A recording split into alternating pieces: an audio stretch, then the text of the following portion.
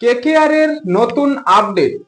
IPL 2026-এর জন্য KKR এর যে বোলিং কোচ বিভিন্নভাবে পরিবর্তন আনছে এবং তারা তো বোলিং কোচের দিকে বেশি নজর রাখছে, কারণ স্পেস অ্যাটাকটাকে যদি ঠিকঠাক তৈরি করতে পারে কেকেআর ম্যানেজমেন্ট, তাহলে প্রতিপক্ষ ব্যাটারের ভয় ধরাবে।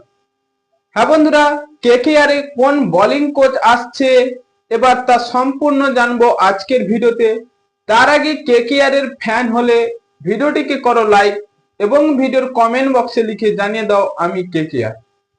হ্যাঁ বন্ধুরা, কেকেআর যে আইপিএল 2026-এ চ্যাম্পিয়নের দিকে এগোবে তা একেবারে সত্যি, কারণ তারা বোলিং স্টাফ এবং হেড কোচ এগুলি সব পরিবর্তন হচ্ছে, তাই কেকেআর ক্রিকেটারও পরিবর্তন হচ্ছে।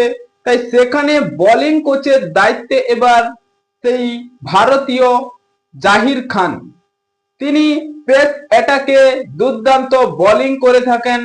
এবার তার অভিজ্ঞতা সম্পূর্ণ সেই লখনৌ সুপার জায়ান্টসের হয়ে তিনি বোলিং কোচের দায়িত্ব পালন করেছে। এবার তার সেই চুক্তি লখনৌ সুপার জায়ান্টসের শেষ হয়ে গেছে, তিনি এবার আসছে কেকেআর ম্যানেজমেন্ট। কেকেআর এর হয়ে কতটা কার্যকারী করতে পারে এই জাহির খান, সেটা দেখার বিষয়। হ্যাঁ বন্ধুরা, কেকেআর থেকে সেই মেন্টর চন্দ্রকান্ত পণ্ডিত এবং কোচ সেই কার্ল মার্ক, যিনি স্পিন অ্যাটাকে কেকেআর এর হয়ে অনেকটাই কার্যকারী করেছে, তারা এবার চলে যাচ্ছে পুরোপুরি লখনৌ সুপার জায়ান্টসের সঙ্গে। সেখান থেকে কেকেআর নিচ্ছে সেই জাহির খানকে।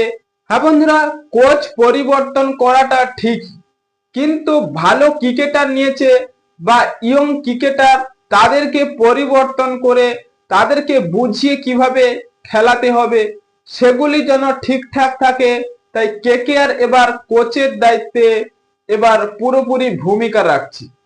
হ্যাঁ বন্ধুরা, আপনাদের কি মনে হয়, জাহির খান না অন্য কোনো কোচিং স্টাফ কেকেআর এন্ট্রি করবে, বা কাকে নিলে ভালো হবে? তাই আপনাদের মতামত কমেন্ট বক্সে লিখে জানিয়ে দিন এবং চ্যানেলটি সাবস্ক্রাইব করে আমাদের পাশেই থাকুন। ভিডিওটি শেষ পর্যন্ত দেখার জন্য আপনাকে অসংখ্য ধন্যবাদ।